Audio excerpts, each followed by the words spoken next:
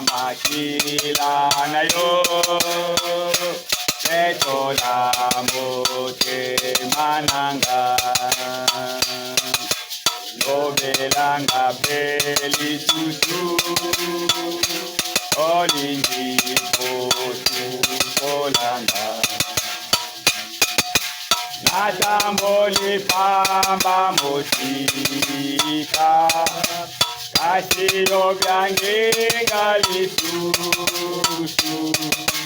Alana ye poku mama Namawana ekulusu Motema motema na peto Motema na peto Asikola mimo bimba Namakila na yonkolo Motema motema na peto Motema na peto Asikola mimo bimba Namakila na yonkolo Mokumba na mabenanga Elekinga na makati Naliniko kwa kanyoto Monika bodingo nayo Yesu yakakotukolanga Olo oko kiko vikisa Alana eko kumama Namawana ekulusi Motema motema na peto Motema na peto Nasikola mimo bimba Namakila na yonkolo Motema motema na peto Motema na peto Nasikola mimo bimba Namakila na yonkolo Yesu namakila na yo Otiliko ketolanga Otalipe otumbinga Na bolingo na yonkolo Namoni pena ndimbitolo Nako kikolo ngasikawa Ona ekulusu nayo Na tenemi na elisa Motema motema na peto Motema na peto Nasikola mimo bimba Namakila na yonkolo Totelema po totanga liloba nzambe Totanga na mukanda ya 1 Pierre chapitre 2 versets 1 à 4 Rejetant donc toute malice et toute ruse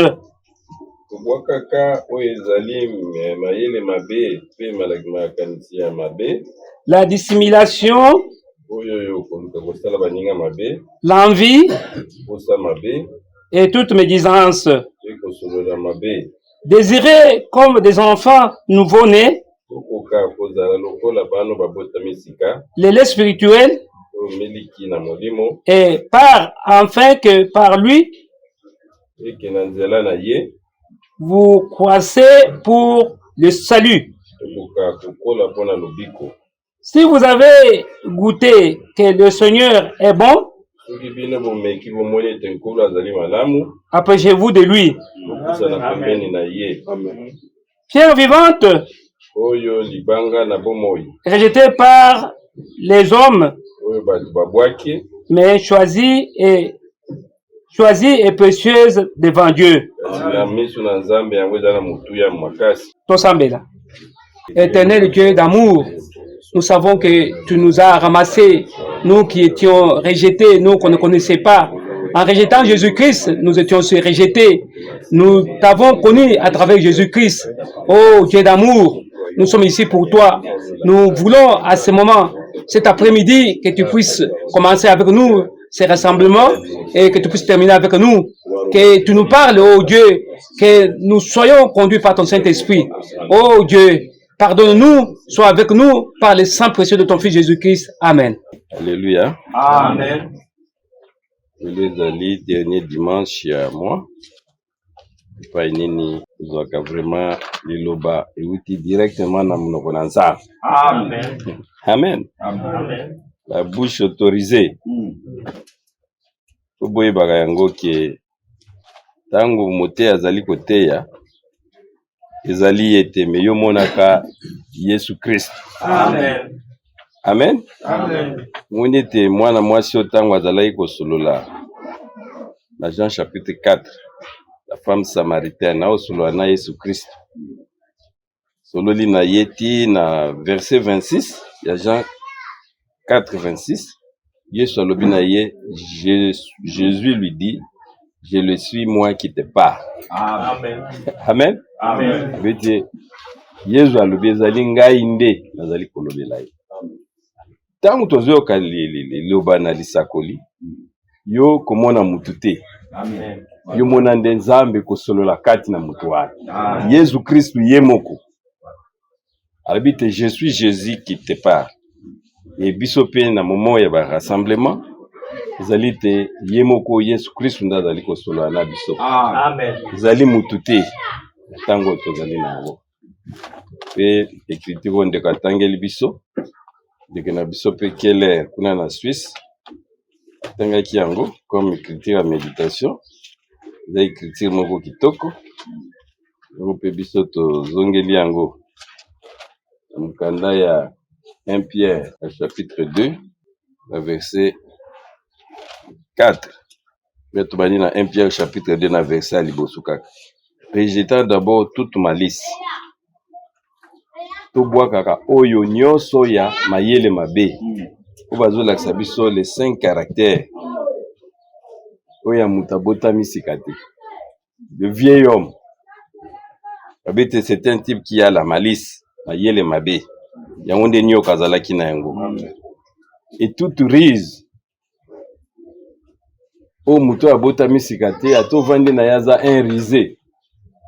Akoluka ndenge nini kaka kwa koko. Amen. Donc, ils ont caractéristiques, les 5 caractéristiques.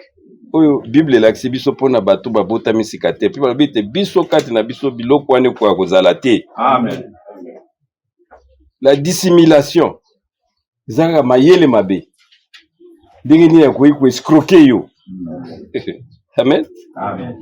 L'envie, posa mabe. Akwa ko botolo eloko zali nango. Nous ne pouvons pas envier les autres. Si on dit qu'on a dit, yo lobi amen a pambolami. Amen. Kinanzela na ipi yo poko pambolami. Amen. Voilà. Kubonde la kutu nzambo, kukumisa, kolo natina na yango. Et toute médisance, et muto ya bote misikate, il parle que le mal des autres. Akolo ba malamu pona yote. Sabi caractère oyo, ya le vieil homme, ikoyi kozala kati na bisote. Biso tozali né de la parole. Oui. Amen. Bite biso to koza lokola bano na mike, bano babota misika. Bazako na posa ya miliki o ezali peto. Na tina na yango biso to kola. Pe balobi ete si vous avez goûté que le Seigneur est bon, approchez-vous de lui. Amen. Si bobo sosuli ete nkolo na biso azali malamu, posa na pemeni na ye. Lui, pierre vivante, rejetée par les hommes. bato na mokili babokaki ye me Nzambe aponaki ye na miso na Nzambe. Pe na verset 5, et vous-même comme des pierres vivantes, bino moko pe lokola mabango bazali na bomoi, édifiez-vous pour former une nation, une maison spirituelle. Bukuka komilendisa pone te totonga ndako ya molimo. Un saint sacerdoce. Oyo banganga Nzambe ya bule. Problème ya Nzambe ezali te asalaki biso abiata asombi biso na makila na ye pona sala biso banganga Nzambe. Pe bakonzi o bakorenia na Seoul. Afin d'offrir des victimes spirituelles agréables à Dieu par Jésus-Christ.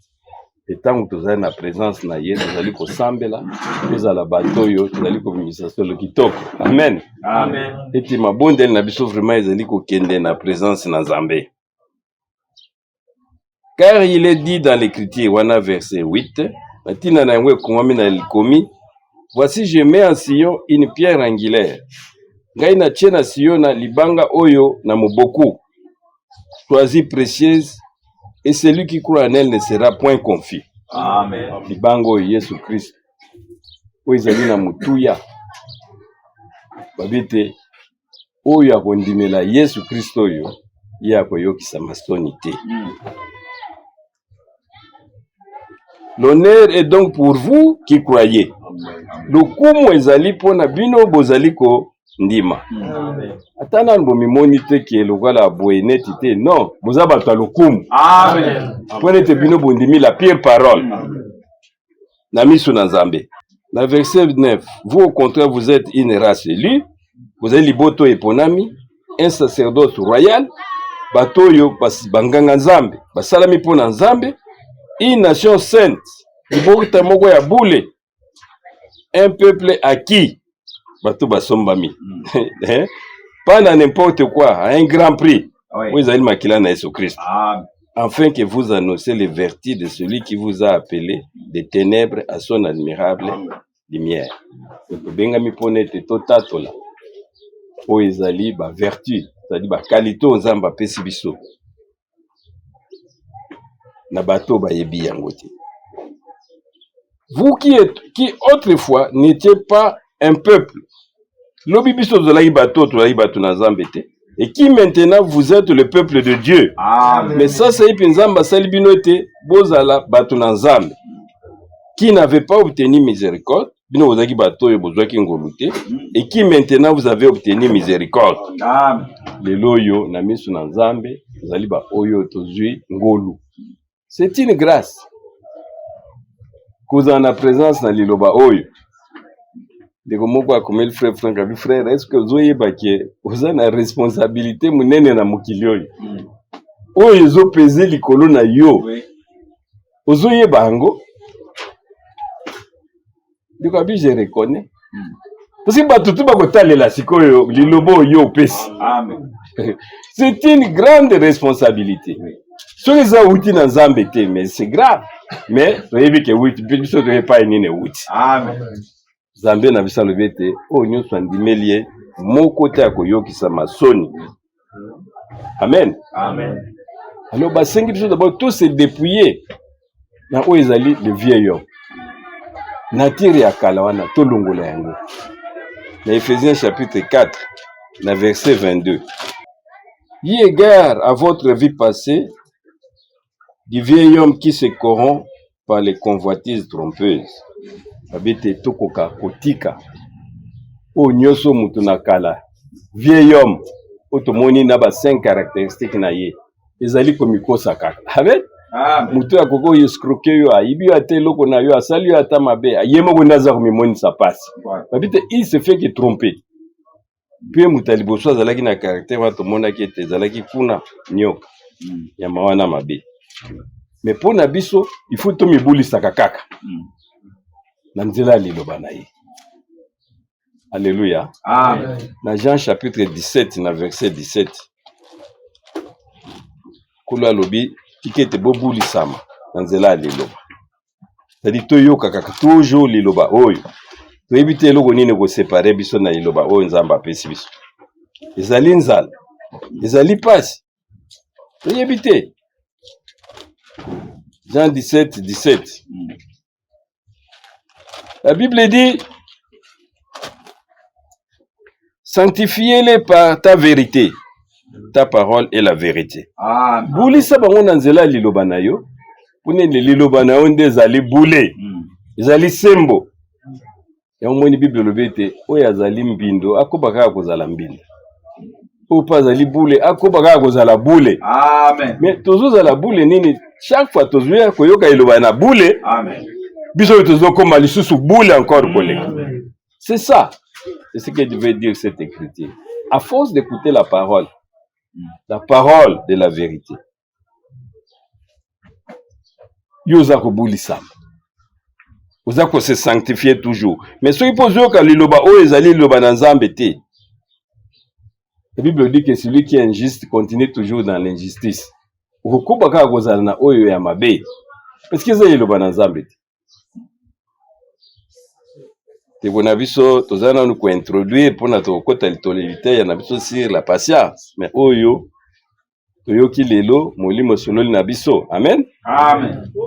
La 2 Pierre chapitre 1er verset 3 à 4. On a biso pe frère Franck a qui écrire wana. Pona kolendisa lingomba na nzambe. 2 Pierre chapitre 1er. La verset 3. La Bible dit comme sa divine puissance nous a donné tout ce qui contribue à la vie et à la piété. Sa divine puissance. Nguya na ye ya molimo. Epesi biso nyonso tozali nango posa. Pone te tokuka kozala lokola nzamba azali. Lelo tokomona ke tozaka ka bato. Mais lilobo eza kokota mikolo so kati na biso feki tozana nature na nzambe mena. Tomona ke te kolo atiki nature na ye kuna na likolo. Akiti na seo ya komi mutu. Kuna ya kozwa bato lokola biso. Biso siko tokoma na nature na ye. Alléluia. Tokoma banzambe lokola ye e banzambe ya mike. Yazalo ya liboso. Aya azui place na biso. Nous qui étions abandonnés, qu'on a na Golgotha lobiete mon Dieu, pourquoi m'as-tu abandonné? Yenda kuma qui a abandonné pour que biso maintenant tozwa place na ye. Babite maintenant sa divine puissance. Bozui bateli lobo tozana ngweza lingolo moko ya puissance. Faut te remercier à toujours Nkolo pour la puissance de son sang, la puissance de sa parole. Babite, c'est une puissance. Oui, vous allez te toujours kozwa au jour les jours forme ya bunzambe. Au moyen de la connaissance de celui qui nous a appelés par sa propre gloire et par sa vertu. Na boyebo tozali na yango. Oye moko nde nzamba bengi biso. Na nzela ya boyebi oyo. Pe na bunzambe na ye. Lesquels nous assurent de sa part le plus grande et les plus précieuses promesses. Alléluia. Na nzela ilobo tozali na bilaka oyo ezali munene pe ya nkembo. Mona ete nkembo ezali suka nzamba zoyo ozwa biso na mabelo tozokende dans la gloire.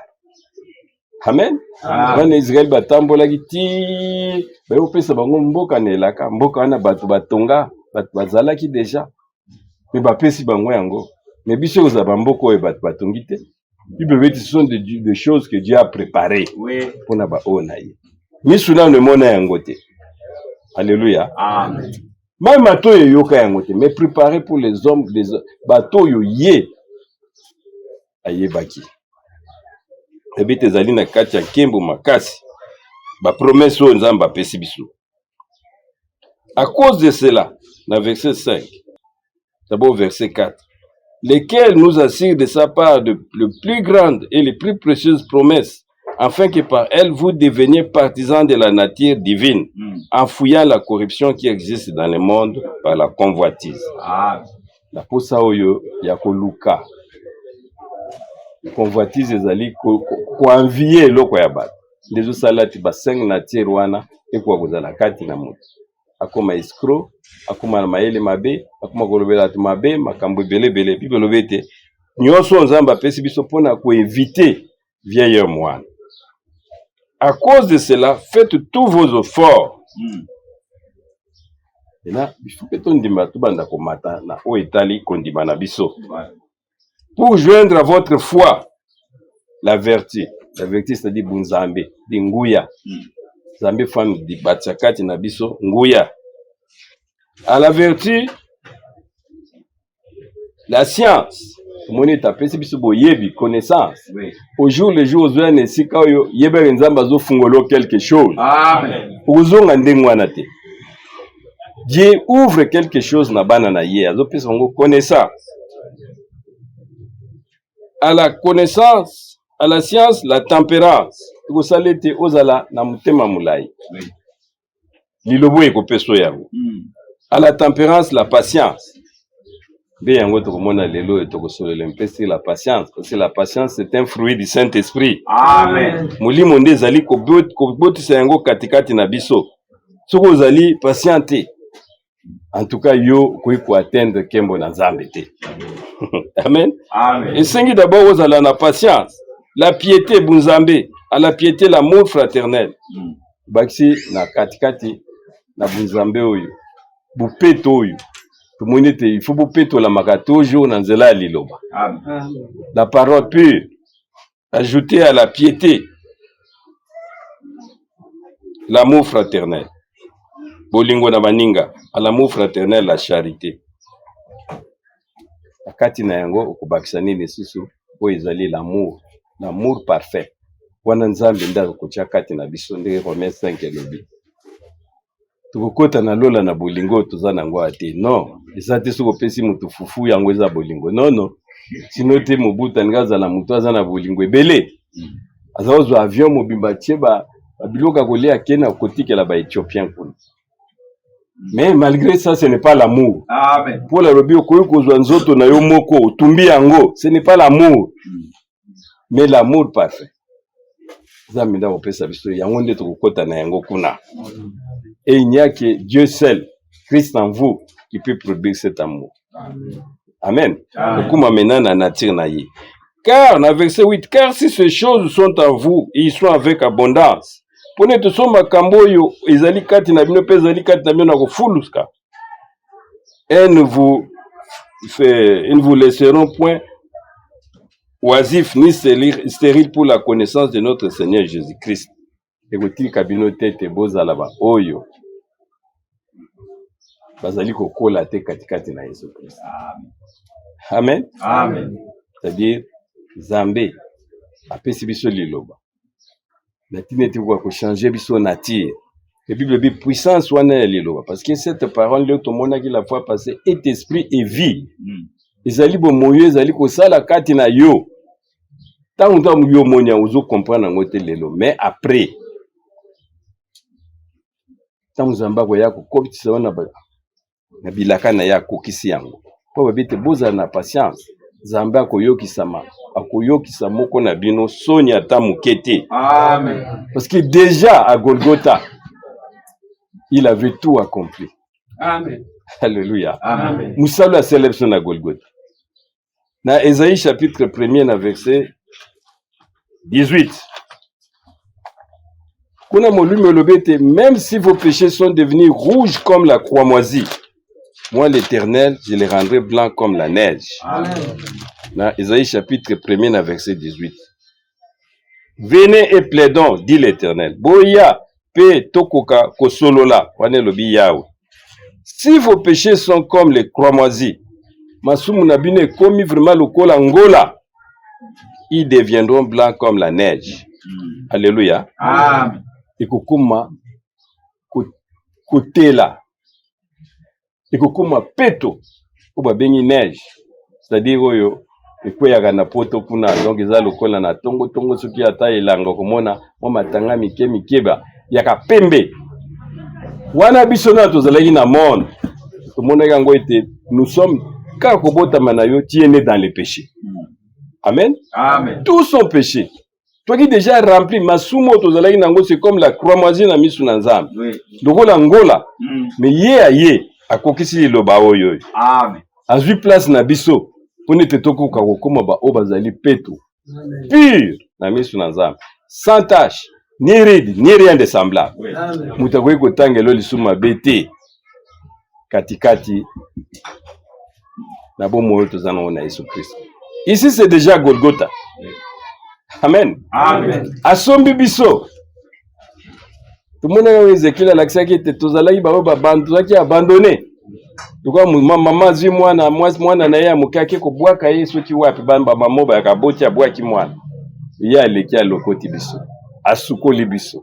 C'est vrai. Amen. Amen. Là, dans le verset 19, si vous avez de la bonne volonté et si vous êtes docile, vous allez mener na bonne volonté. Ya kotosa ye, ya kokangama na liloba wana. Premier pas monene c'est ça la mission nzamba pesi biso kuna na Golgotha. Et deuxième petit ka na okaka tozala mena boule koyoka ka liloba na ye. Yo ndima déjà que yo zali pire plus que la neige. Amen. Na makila na Yesu Christ. Oya saela ke kuna. Acte ezalaki ko condamner yo Bible beti ça a été déchiré. Amen. Amen. Nous sommes acquittés devant Dieu. Amen. Évangile na biso zalika ya kondima. Sans effort. Tout le monde a une grâce et grâce quand on la reçoit comme grâce. Amen. Amen. Ce que boy na yo grâce oyo. Oni ba complication etali. Bo ya ozayo toke au point masumo na we si la toke mangengenge 50 40 jours ola la logola nyoka. Mais ce n'est pas ça. Amen. Amen. Le premier c'est de croire maintenant à la parole. Et kokangama maintenant et puis na liloba. Apocalypse chapitre 3, verset 22.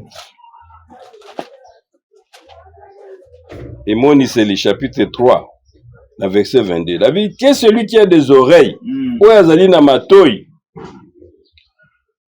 entendre ce que l'Esprit dit aux églises. Alléluia. Ayoka oyo molimo ezali koloba na lingomba. Molimo babezoba na lingomba ezali mutute. Comment on a prédicateur te? Ye moko Yesu Christ azali ko solola na yo. Ndinga yebisa moi c'est moi la femme au puits, je suis celui Jésus qui vous parle. Amen. Amen. Amen. Quand la parole sort du trône dans les rassemblements, ezali susu mutu te. Nzambe ndazo solola kati na mutu. C'est vrai. Yo la femme de la veuve de Serepta ayebisaki Eli alobete na sosoli ke yo za mutu na Nzambe. Pe malobo ezali kati na yo ezali solo. Amen. Amen. Amen. Yo komona mutu na Nzambe te. Mais ça n'importe qui te mutu Nzamba tindi abazo solo na biso na kati kati ya liloba na lisakoli. Tomoni te Nzambe atamboli na ngomba na ye dans les 7 âges de l'église. Kuna ne Nzamba sololi. Et si tu n'es pas là-bas, na kati ya makambo tozali koloba na liloba na tangu na suko awoyo, Bible lobite sortez du milieu d'elle mon peuple. Amen. Amen. Amen. Parce que kokanisa te ke Nzamba za encore quelque part là, Dieu n'est pas là. Kala mingi te. Babite makambo déjà même na mokili oyo ekomi ebele. Ndeko bibango kuna na Allemagne ya 8 jours. Maire moko ya ville. Ou bengi maire c'est-à-dire neti bourgmestre. Amen. Amen.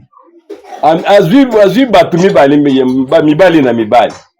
Aina bango neti na boulevard ba mituka ezoleka. Atie mesa abandi ko pambula libala wana. Babi pona bino to bomona. Maintenant tokomi na temps plus que même na tango Sodome. Vouloir ou pas, Nzambe doit agir. Amen. Amen. Amen. Et biso signe na biso aussi Seigneur nous donne la parole. Babete sa puissance divine.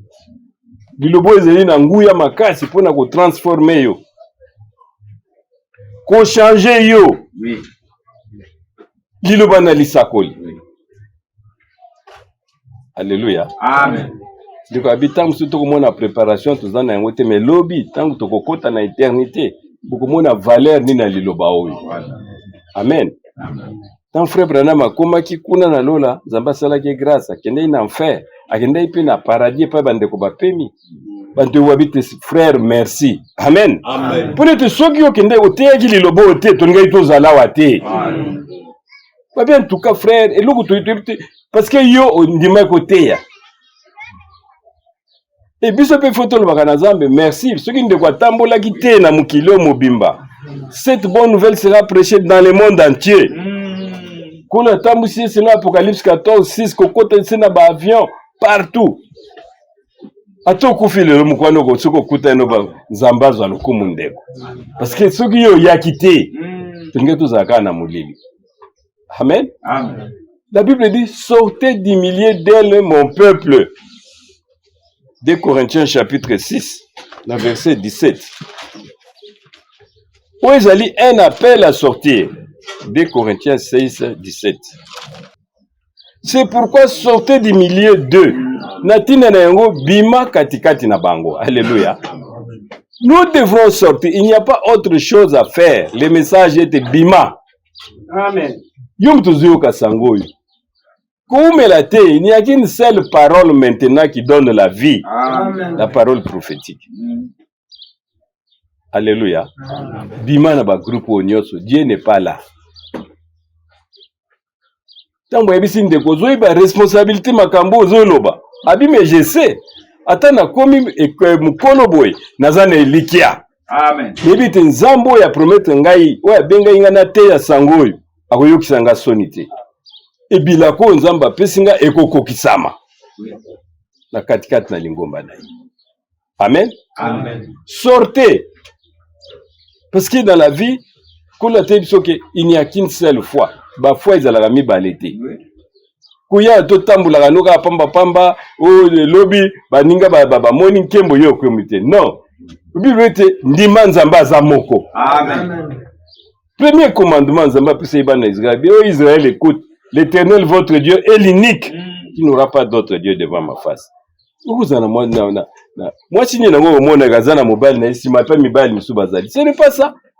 Tu dois avoir un seul homme. Amen. Dinto ka bebite liglobe bayete nzamba salaki Eve. Asalaki te azali Adam, asali Adam mususu babalana. Non. Dingi ko ibalbe comme ça na poto non non. Il y avait un Adam, il y avait un Eve. Mobali fabala mwasi. Sortez du milieu d'elle. Wana mene comme na ba mairie ba komo sala yango déjà na ba église déjà koute bandaki déjà bandaka la komo pambola maba en Afrique du Sud et salamaki. Oui. Deux pasteurs ba yokani babalana. Ba yeba pamboli bango pe na église. Le monde est dans les déroutes. Il veut dire sortez. Un seul Dieu. Amen. Amen. Une seule fois, puis un seul baptême. Tout le monde a gagné baptême mais zalika ka moko. Akombo na kolona biso Yesu Kristo. Amen. Tika ba oyo ya kala wana. Wiki yango bileyo ya kala. Oui. Botika yango. Bolato ya sika. Abandonnez le vieil homme.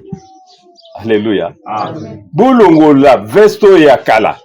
Lata bilambo osiko nzamba zali kopesa yo. Amen. Amen. Isaïe chapitre 30, la verset 35.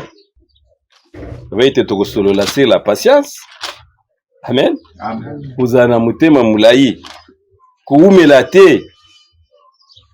Isaïe chapitre 30. Car ainsi parle le Seigneur. Yangonde lobi Yahweh. L'Éternel. Oui, Yazali Kolo. Les saints d'Israël. Oui, Yazali boule na Israël. C'est dans la tranquillité et le repos que sera votre salut. Alléluia. Amen. Et vous allez kati na kimia. Na bupemi. Mutema noeza la na pio. Webi na mutema mbangu ti Abraham abatake kobota Ismaël. Ah mais melaki encore makambo bele. Moi si été mais ndenge nini. Moi si ako sala pepo e akutelma lobino ke ko yiba bakangi yo. C'est vrai. La précipitation. Bible dit c'est dans le calme et la tranquillité. Yo zelata on a eu kokoka. Amen. Même nous aussi nous attendons. Zambo ya pesi bilaka oyo akokokisa yango. Amen. Amen. Amen. Parce que nzikola lobit réellement tout le monde Golgotha, c'est bien Golgotha est là. Akufeli biso. Mais sans la Pentecôte, sans que nzamba zongi sa puissance na ye, Golgotha est incomplet. Alléluia. Amen. Ezali elikia, toko lo bateke pour le moment tokoki non. Mais ko fondete. Voilà. Ko fabriquete. Dito mona bakachi na biso bakachi congolais. C'est différent d'abord ba américain. Ba américain mo bako bambana bamba. Moya biso ezaka soka tshelo boko boye. Liboko apo ya bite telemi. Amen. Amen.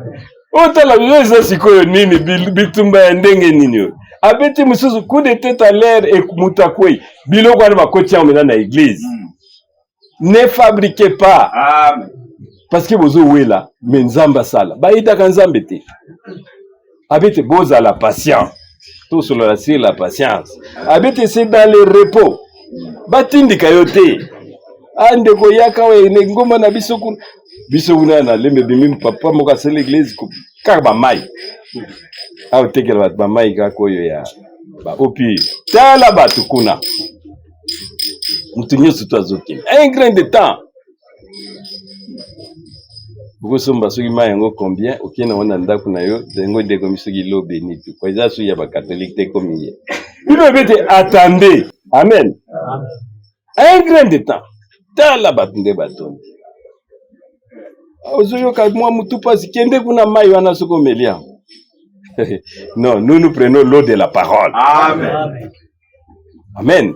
Les paroles au batozote ya mawe, c'est un esprit, il y a une vie. Bible bete attendez. Bozela. Dans les repos, soyez calmes. Amen. Zamba kokokisa liloba na ye. Il y aura une pure Pentecôte. Amen. Amen. Il y aura la pure puissance kozonga katikati na lingomba. Abete bozala tranquille. Bozala na repos katikati na bino. C'est dans le calme et la confiance que sera votre force. Oui. Bozala confiant. Et nzambo ya bengi biso. Nzambo ya bengaki frère Branham. Alléluia. Amen. Akoyokisa biso sonité. Amen. Amen. Tous à la précité, tout fabriquer logo moko te. Jusqu'à ce que nous passerons de la foi à la vision. Ah, yaka kotoba usala ba miracle ndenge na ndenge. Non, Bible bite ils vous diront qu'il y a Christ là-bas. N'allez pas. Amen.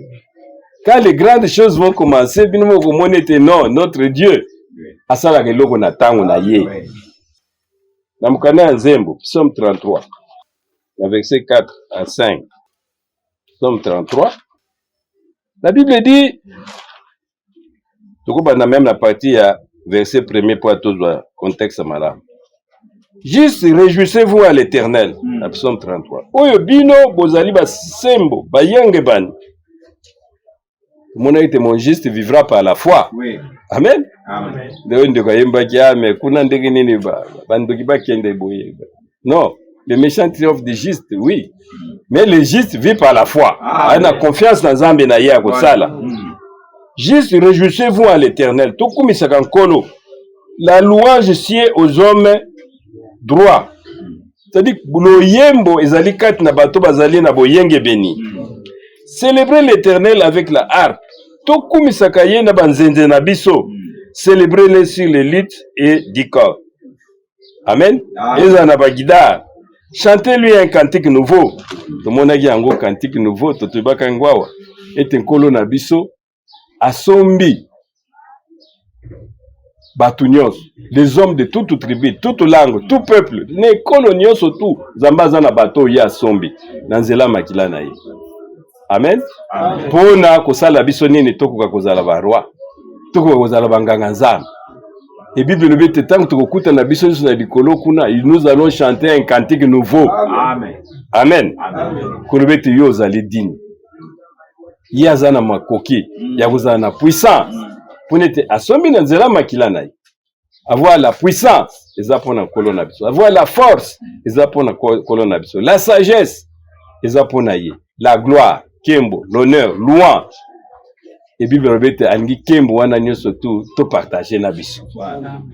Amen. Amen. Abete biso maintenant il faut tout kumisaka ye. Chantez-lui un cantique nouveau.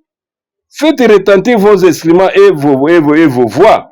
Tobi misaka mungongo ta to kumisa ye. Zate taba kumisa nzambe yo vandino gaga. Non, ya zali nzambe. Amen. Faut sentir que yo ozo sepela. Bible bete soki batu mususu bakoki kokumisa ye te, mais biso to kokumisa ye pona sombe biso na makila na ye. Amen.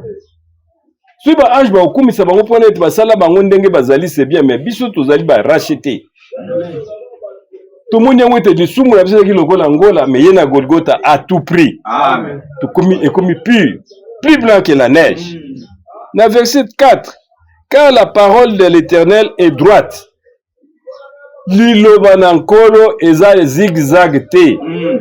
Notre Dieu est la vérité. Amen. Tout le monde était nature ya moto ya kala, azaka mutambe. De double face. C'était la rise, malice, médisance, mais liloba na biso, c'est la vérité. Et cette vérité est à nous. C'était nyoka. Parce que c'est de l'abondance du cœur que la bouche parle. Amen. Tant que mutema ne tondaki na oyo ya mabe, problème na ezaki te ya a remplacer nzambe. De tout monde de ba opposant. C'est dit kati na ye. Akokolo ba solo te. Ya Bible bete tant biso maintenant to komoni sama Dieu va nous donner un cœur nouveau. Amen. Si vous pêchez mutemo ya sika, na kati ya lilobe tondi kati na yo, okoloba makambo ya vérité. C'est ça la nouvelle langue. Munoko na sika.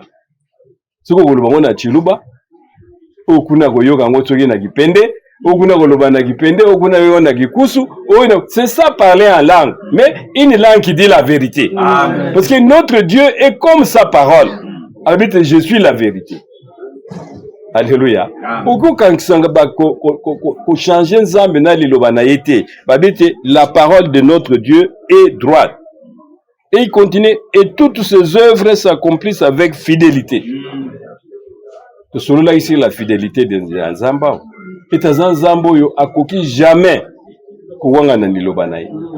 Amen. Amen. Jamais. Na makamna bonga mukilo balakisi papa mwa otambula azaki na mwasi mususu mwana na papa azoba na yebi yote papa ikomo ye mwana lbo yebanga tendekeni yo za papa na ngai mena awanga ni mwana mais notre Dieu ne peut pas vous oublier. Amen. Il est fidèle. Oh ya lobi il faut kokisama. Le Bible dit il aime la justice et la droiture. Ye alingi ezali sembo pe o ezali na nzela malamu. La bonté de l'Éternel remplit la terre. Bolamu na ye ezali kotonde sa mokili mobimba. Alléluia. Amen. Sa parole otuzali na, c'est la parole pure. Une parole de vérité. Une parole ezali juste. Parce que ezali ndenge moko nzambe na biso azali. Ya ezali la vérité. Moïse tamba okumisa ye balobete, il est l'Éternel des armées. Amen. Amen. Ses œuvres sont admirables.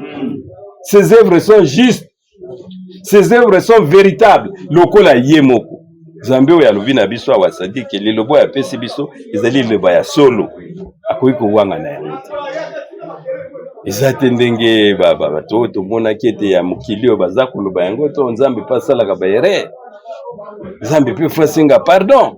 Comment koboma ba homosexuel yenzambe?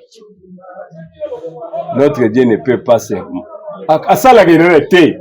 Akosenga pe pardon te. Amen. Amen. Il ne peut pas se repentir. Même pas dans la Bible, le Seigneur s'est repenti. Non, c'était na mwangu na yekak. Ayebi nyonso tout. Amen. Amen. Il est comme sa parole. Dans Psaume 106, dans verset 12 à 13. Nzembo. Psaume 106. Dans verset 12. La Bible dit, ils crient à ces paroles. Bango, bandimaki liloba na ye. Ils chantaient ses louanges. Pe ba kumisaki nzambe oyo. Amen.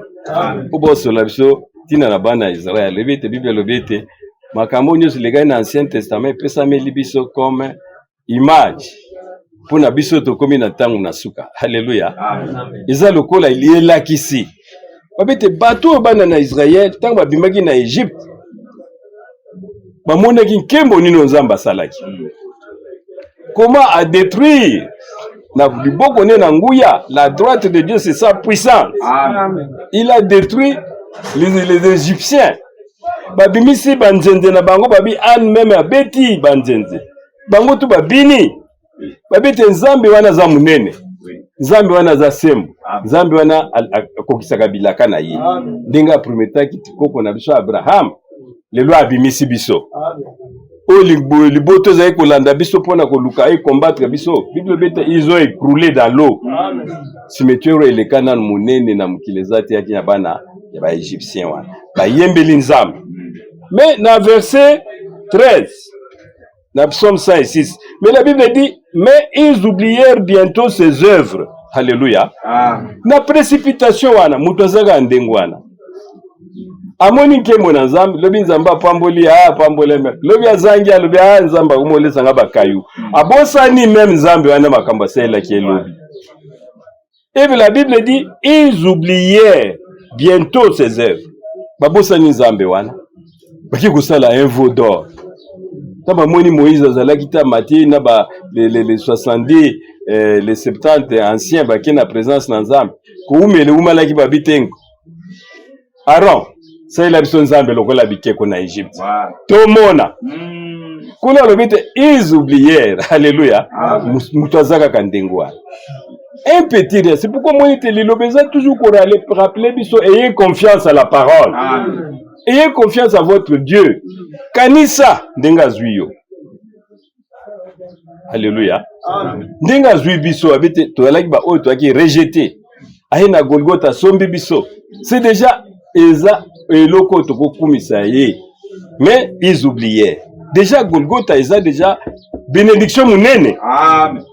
Kwibiti kaka yo basombaki yo za rien racheté. Et ça déjà eloko koko lobaka toujours mikolo nyonso nzambe merci merci merci. Babimisi bino na Égypte. Bomoni nzambe wana na liboko ne na nguya, bokomi na désert boyembeli ya nzambe na nguya, mais parce que bomoni kaka batu na été moi petit temps. Allez. Baseli bino nini nzambe na bikwe. Ils oublièrent ses œuvres. Mutu azaka ka mutu. Amen. Amen. Akoki kondima lelo lobi okomona foi na yekiti. Nyo moni te batebele to ina wana message misu bazongi kutu tina ba catholique. Minde ko zongi kuna ndenge nini. Oh non. Te kuna keta msala ki alabalaka ki musala. La Bible dit rien ne peut nous séparer de cet amour que nous avons en Jésus-Christ. Si vous longwa bazongi na catholique pona ko luka musala, to luka libala, yibe kozalaki mwana nzambe te. Amen. Amen. Amen. Tu dois rester dans la parole. Moi, je vous bénirai. Mutazaya kamutu. Azobosa ni loko nini. Na vina yo nyonso to komone tamo kwa mukenza mbasale liyo. Metango muto ya abosa ni na yo. Amen. Il ne sait même pas être reconnaissant. Mais nzamba zo singa biso to la reconnaissance. Eza la kati na biso. To kumisaka ye. Amen. La Bible dit si tu n'es pas juste dans des petites choses, vous allez juste dans ma Amen. Amen. Alors à peine na bimisi bango l'Égypte, ba moni bunzambe nangai, ba moni munene nanga to mona était la droite de Dieu. Pebi se pas ito simba mina liloba oyoyo. Bible était les 7 chandeliers d'or. Nyo so tuza na mabo liboko ne ya mobali. La parole est pas bisotovana. C'est la force. La parole, c'est la force de Dieu. Amen. Le but est sa puissance divine. Bisoto vandiwana. Déjà, pese biso liloba. Mais ils oublièrent. Ba evre naïe. Malgré wana, zamba tikaki bangote. Amen. Amen. Balobete. Soko tangi na sekuno komonete. Oyazalaki Eli naïe. Un élu, c'était qui Moïse. Kwanza babete na boma même génération to bandando sur musu fasika mais yazalaki mopona azwaki place ya Christ abete nkolo vome bomangai metika bato. Alléluia. Parce que sangwe ko kende uti na mona Égypte obimisi bango tina désert pa oboma bango te babete un élu de Dieu lui intercède. Amen. Pour bonde la kaka. Amen. C'est ça l'esprit de Christ. Mais malgré wana to moni mutu azaka ka mutu boko che likia na mutu te. Oh non, Nathalie la pasteur. Non non. Oh Nathalie la frère Branham. Non azaka ka mutu. Amen. Tango baza otali la Moïse, ba ite ke Moïse baza mutu.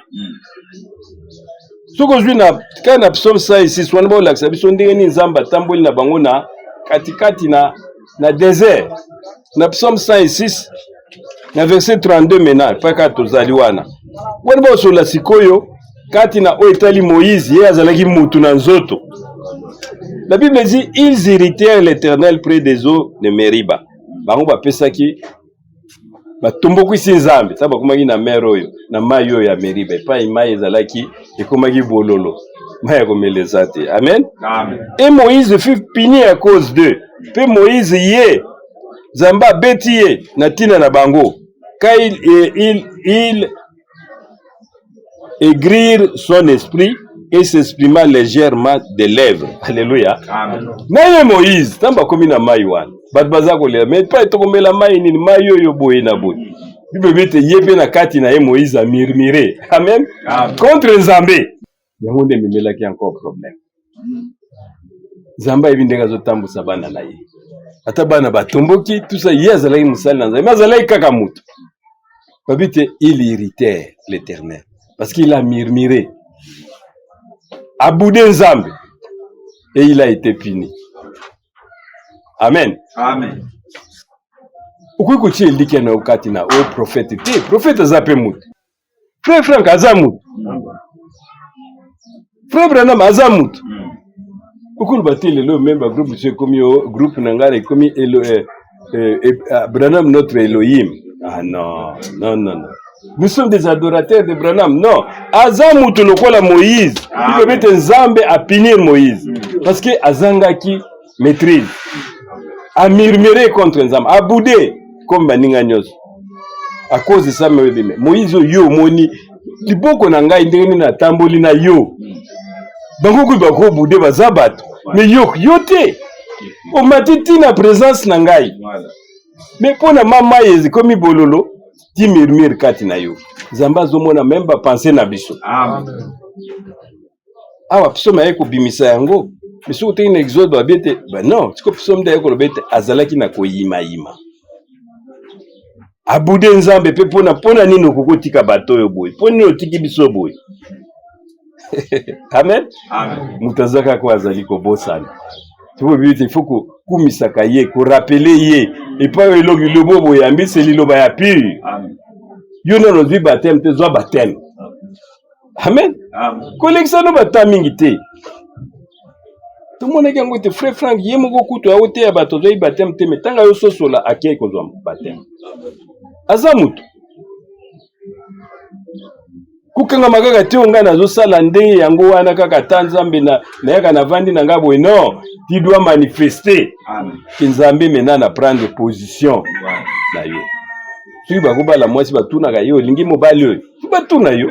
Amen. Amen. Tie pe fandima. Ezati bokangi nde basala na makasi mwana bato na zana soki 16 ans, allez koko ya komi mobali na non non.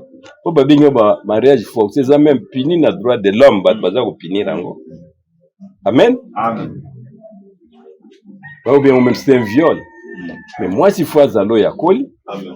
Mobali pe fois za yoki liloba na Nzambe, celui qui croira. Amen. Taba ko tuna yo na mai kuno ndimi ko ndimi. Na nzimena ba baptiser. Engagement va bien d'une bonne conscience devant Dieu. Et Nzambe maintenant pona ko confirmer. Ausa nini akoya pe ko tondi sona molimo. Amen. A ko baptiser de son esprit. Dans Psaume chapitre 139, Psaume 139 na verset 5. La Bible dit tu m'entoures par derrière et par devant. Alléluia. Au sur latina o ezali nkolo. So zakati na Yesu Christ. Debatiaka peut-être on peut se zakati na mulangi. Amen. Amen. So zoya pona beta ali ampesiona d'abord il faut beta nanu mulangi wana kutana na yango. Babite ezalo kola biso tozali katikati na liloba oyo en Christ. Tobosa na kate oyo azalaki asalaki lobby. Non. Kokanisa to ezokomela yo sikoyo ndeza condition moko Nzambe alingi yo te. Non. Babite il t'entoure. Amen. Amen. Amen. Bato babosanaki. Ete yemo konde. Kuna bazoko benga bino libota na Jacob. Mais tant na bimisi bino vous êtes le peuple de Dieu. Amen. Yemo azo prendre soin na bino. Abete ils ont oublié que Dieu les entoure. Azali jizinga zinga na bango. Par derrière et par devant. Amen. Bon lakisa mutu azo yamba wana sima kuna zana mbele ya chao na muko. Mais soko cha yango kokutana na Yesu. Amen. S'il est derrière. Soko yo cha liboso okutana na ye. C'est dit to zinga mikati na Yesu Kristo. Amen. Et tu mets ta main sur moi. Puis maboko na biso ezali likolo na ye. Ces gens ont oublié. Zambo abimisaki bango na Égypte. Bible veut te sortir des milliers d'ailes mon peuple. Parce que kuna bénédiction moko ezalité na Égypte. Soko yekati en Christ yebete ata ozangi, ata pasi zala na mutema mulai. Il est là. Azo veiller sur biso. Ata ba pesi yo no kende kozo banda kwa minene onyoso. Mutamso okomi kuna ukuka pete. Comment na te vo ndako eza munene me kota na kati. Amen. Amen. Aba laksi mutala ka bagata bowa bimina ndako. Me uti wapi? Po tuna kono na ngome. Ye pazo bonga pe na monye kaka. Bungu yo fanda nani ya mandengwa na ata yo mo go sentir te loko eza. Ata mpukwa pambo zani na ndako fo sentir ke mpukwa zawana. Buka bagata bowa zana kati na ndako na yo zole bo yebite. Et muto pa bomaki ye wana pe liboko komi mbala moko bo. Amen. O welo kota kuna ndako wana ko envier mo yebite eloko ni ezana kati. Bible veut te rester en Christ. Amen. C'est notre espérance. Amen. Il nous entoure du devant du derrière. Tout ce qui peut nous arriver habiter bozana mutema mabe mekanisa. Déjà musala sélection à Golgotha. Il nous a libérés. Dans Jérémie 33, dans verset 10. Il est miliaou.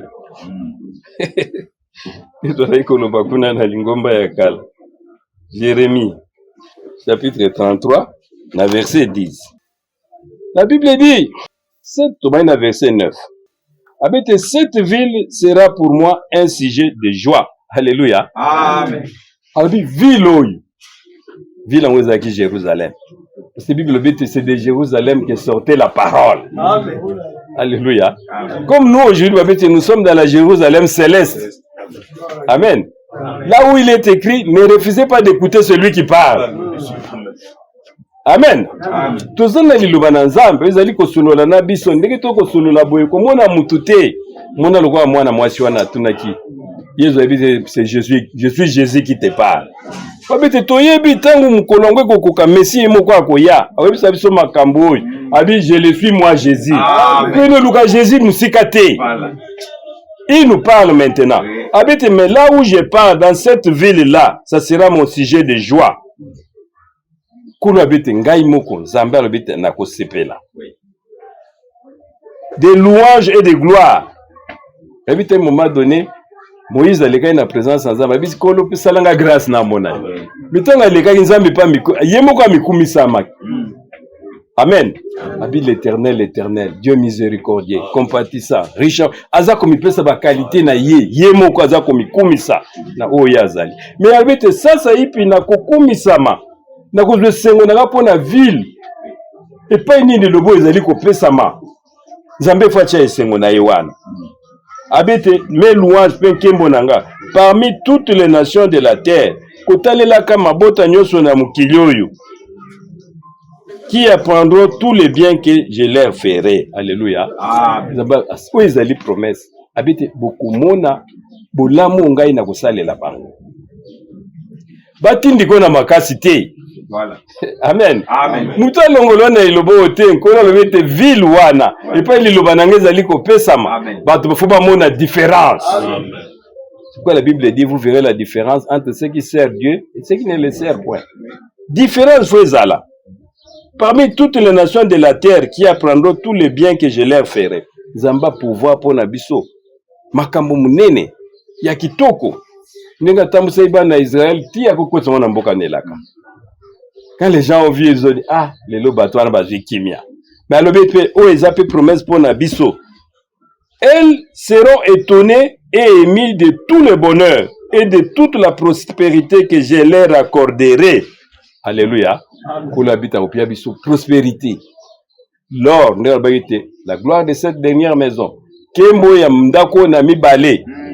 Ezala wolo okolemba yango. Amen. L'argent au Kolemba. Le jour de Pentecôte, c'était ça. Les gens amenaient, vendaient même biloko na bango, ils amenaient à l'église. Et la Bible dit qu'il n'y avait aucun indigent. Il va faire ça maintenant. Il y a une responsabilité aux autres. Amen. Tant que vous avez des makamboy, il y a beaucoup de choses comme on entend. Vous avez des moukili, vous avez des yo. Nali lo bao yo pesibiso. Habite boza na patience. Amen. Bo inventer te. Boke ne lukate na bimisa magie na bano bimisa bambongo tout ça non. Bozela, soyez patient. Kolo asala ki promesse ya lobete ngai moko ville wana ekoza sujet même ya joie pour nga moko nzambe. Amen. Ngambo na kumikumisa maki ngai nzambe na tomboli batu oyo. Amen. Et il continue dans verset 10. Ainsi parle l'Éternel, Yango et Lobi Yao. On entendra encore dans ce lieu dont vous dites, il est désert. Amen. Amen. Mutususu balongo liye babibo kende musala batini ndemugo na sona na loja kuna alaki directeur a bivome na longwa nanga kuneza bisika bikauka. C'est-à-dire salaire na ya vivakane na salaire te. Ya mesana ba cop na ya zala iko sala. Amen. Abiyango kuna bisika bikauka. Kono bete bisika na bikauka. C'est lieu désert. Il n'y en a plus d'hommes. Batubazana bango ni susute, plus de bêtes, même banyama na bazalité. En entendant dans les villes de Juda et dans les rues de Jérusalem dévastées, privées d'hommes, d'habitants et de bêtes, les cris de réjouissance. Alléluia. Amen. Avec les villes où on a besoin, eloko ezate. Amen. Bato wana bazani eloko te. Bebe te bato bako yoka lisu na mungongo na bango. Et ville bakanisa ki ete suki. Alléluia. Bato baza encore koganga. Amen. Amen. Et puis bakanisa ki ete zali désert. Babuki nyonso. Bakomona banzete ebimi. Parce que nous avons un grand Dieu au milieu de nous. Amen. Abete popo sani makamine no na sala kibino. Nganzame na tiki gloire nanga na kiti pona kokufela yo. Belo ni kozanga ke na tombolo encore kolé. Amen. Amen. Ça c'est une promesse pour notre temps. Abi on entendant dans la ville les cris de réjouissance et les cris d'allégresse. Abi cri de réjouissance, c'est di bato bazako sepel. Cri d'allégresse, ezado esengo koleka. Balexi l'église musukuna ye patisa suka bambi bino bobozo molimo sat babakumo sekaka. Tukomona makam. Misusu pauvre banimbango bakekolia matiti. Mais il y aura les cris de réjouissance. C'est-à-dire les cris d'allégresse et sengo koleka. O nzambaza ko pouvoir pour na biso. Dans verset 11, les chants des fiancés et les chants de la fiancée. Alléluia. Loyembo ya mobali na libala pe loyembo ya mwasi na libala. Alléluia. Tout le monde qui a y a les cantiques, les chants unifiés. C'est-à-dire, biso nyo surtout, nzamba racheter biso. Na makila na biso, na makila na yi. Kwa sombi bato ya toute langue, toute nation. Y compris les vierges folles, y compris les vierges sages, bazako yembela yi. Y compris les 144 000. Y compris ba ange. Les 24 vieillards, les 4 êtres vivants. Bible bete mukili mobimba. Ba racheter, ba kumisaka yi. Bayembeli un cantique nouveau. Puis tu yemba que soleil ce soir parce que bozako kangamate atote ya kabino awa. Amen. Il y avait un cantique de cœur. Alléluia. Bato ba komona ilibana nzambe kokokisama doivent aussi louer le Seigneur. Amen. Mais awa maintenant nzamba le biso il y a les chants uniquement pour le fiancé et la fiancée. Alléluia. C'est-à-dire kaka pona nzambe yemoko parce que lui il est notre époux. Na épouse na yi. Épouse parole. Là, le jour de Pentecôte, quand le Seigneur va restituer sa puissance dans l'église, c'était un chant, rien que pour le fiancé, vous avez la unité et mounion sauté. Quand fiancé na yé, mobali, na mwasi na yé bazako yé. Déjà, maintenant l'époux est là. Moi, je dois me disparaître. Amen. Quand on a diminué, il y a croître. Et pour la bête, je vous ai fiancé à un seul époux, c'est Christ. Et Bible bête mukona Christ ko yemba, biso beto ko yemba. Amen. Ba ko yemba nini? La voix de ceux qui disent, Mungongo ya batu bazali koloba, louer l'Éternel des armées. Tika te to kumi sanzambe na bibele, car l'Éternel est bon. Amen. Toko kumi se pone te yazali, malam. Car sa miséricorde dire à toujours. Pe mawana ye e umela. Bomoni te ye moko tangu Moïse, amonaki atatolaki munena ye. Abete moi Dieu miséricordieux. Alléluia. Compatissant, riche en bonté. Ye moko azo yemba. Mais abi mukolo wane kozala ye moko te me ye na fiancé na ye. Amen. Son épouse.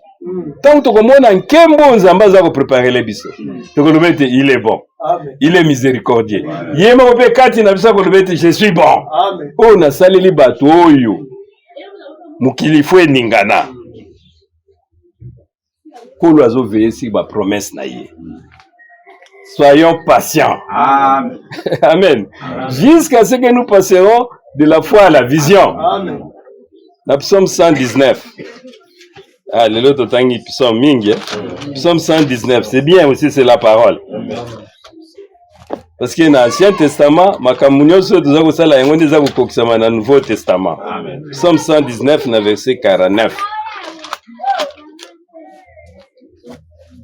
La Bible dit, souviens-toi de ta promesse à ton serviteur. Seigneur, souviens-toi de toutes tes promesses. Alléluia. Mais avec amour. Parce que vous pouvez obliger à embêter.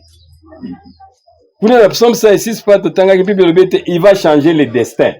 Yamboka wana. Ako bongo lisamakambo. So bandi na ibande. Ako changer destin.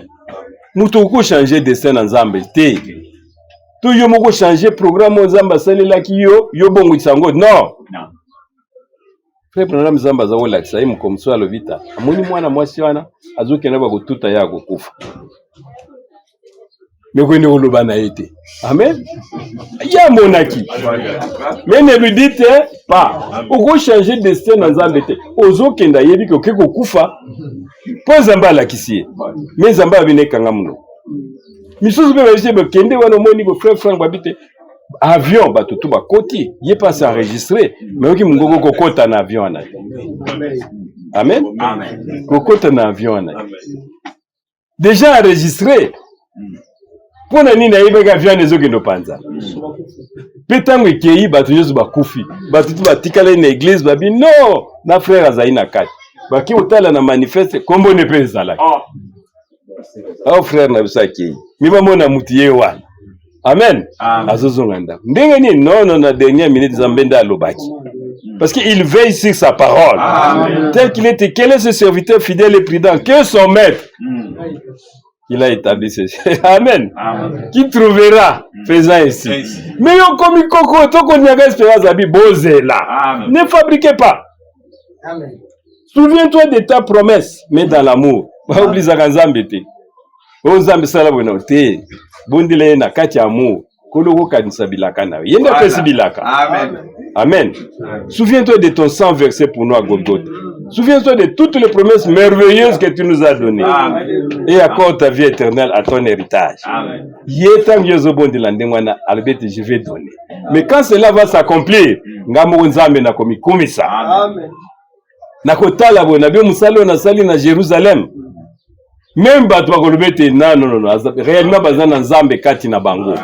Et la puissance qui est au commencement, aux premières heures, la première pluie.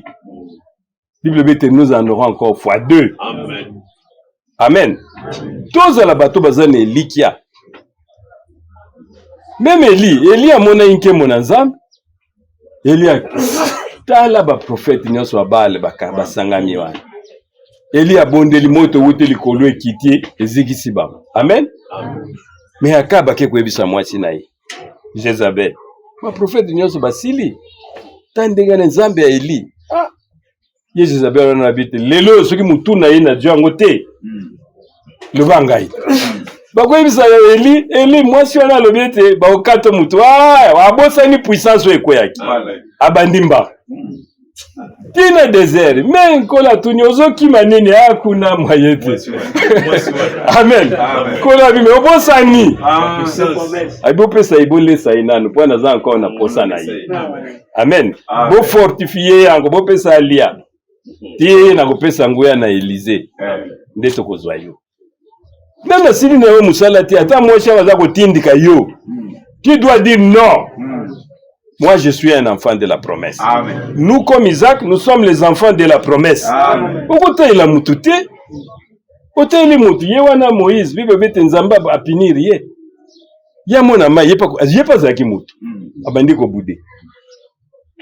Mais il s'est frappé au rocher une fois, petit pam pam pendant ça 2 fois.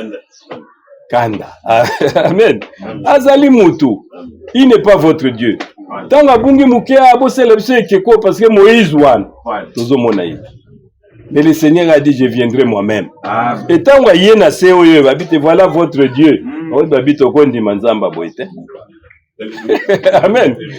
Habite ngai yoyo oyo bozaibo luka ekeko ngai moko na yena nzoto babi non. Zambe la biso mukula ko yako yana ba fanfare. Amen. Azo kita kandanda. Parce que non, ils allaient yoti. Amen. Et maintenant il promet, je viendrai en vous. Na kuvanda kati na bino. Amen. Notre Dieu se cache et se révèle dans la simplicité. Amen. Regardez aux promesses. Oyo tozana ye aleki nyoso, il nous entoure. Amen. C'est une puissance. Obi tozana à droite na ye, bato kotana nous pe na Nouveau Testament, dans Romains chapitre 5, dans verset 1 à 11. Quoi to koto solo di mingi na Nouveau Testament, mais accompli dans l'Ancien. Dans verset 11. Toko banda même dans verset 1er. Dans Romains chapitre 5, dans verset 1er.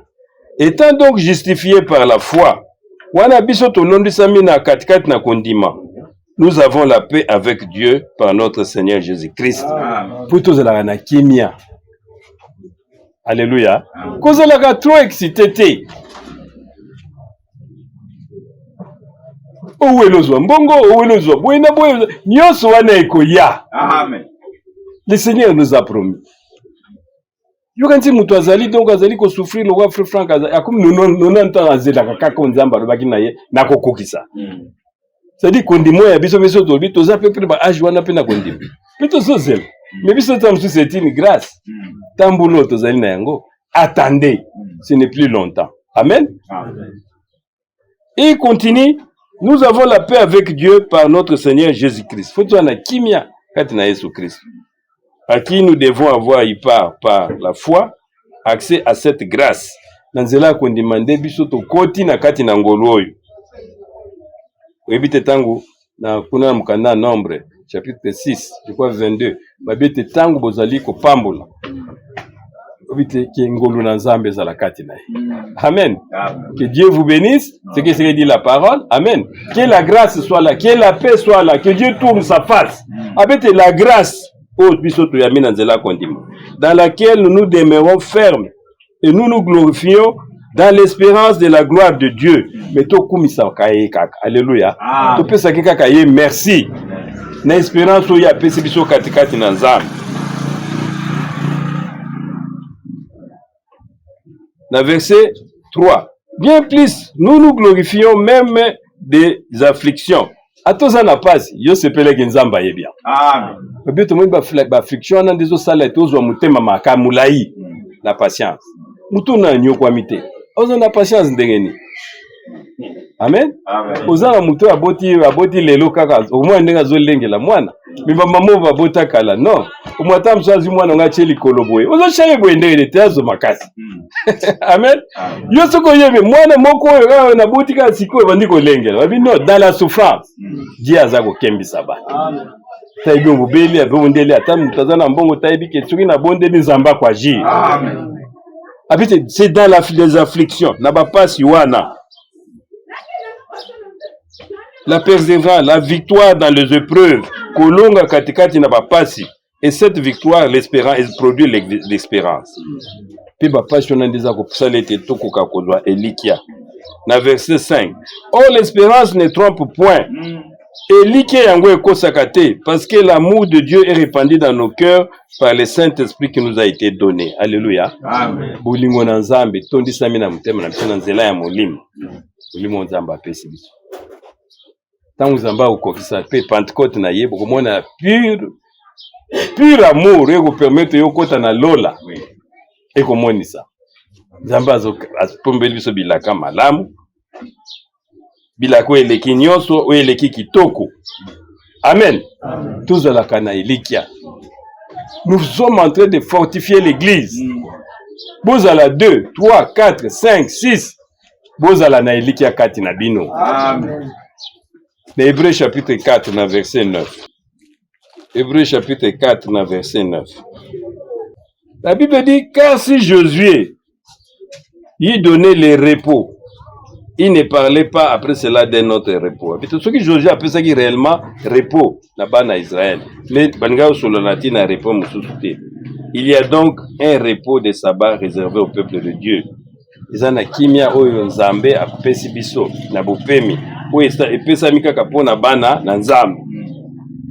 Car celui qui entre dans le repos de Dieu se repose de ses œuvres, comme Dieu s'est reposé des siennes. Alléluia. Amen. Au repos pire peu comme ça, mais pour les moments, ba oyo ba kote moto banana mukanda na Esaïe kuna. Kulubete nzamba lobete c'est dans le calme et la tranquillité. Amen. Kuzala mutako punza te. Si mukwano lete non nzambe ndeko Jérémie azala ko gang. Nzambe azole sanga ba kayu. Mais tala elikia. Oyo ezali katikati na yo. Bibete repose-toi. Batu ba finga yo ba critiquer yo etali yo te. Amen. Ibete botale la nzambe. Amen. Vouloir ou pas babaki banzete yo, nzamba bete bozo banzete na nouveau chao. Tokotalo eko bota. Yango ne nzamba ko agréé. Amen. Amen. Pour le moment, nous tous nous attendons. Mais attendez où? À Jérusalem. Habitez là à Jérusalem, bokoyo ki samasonité.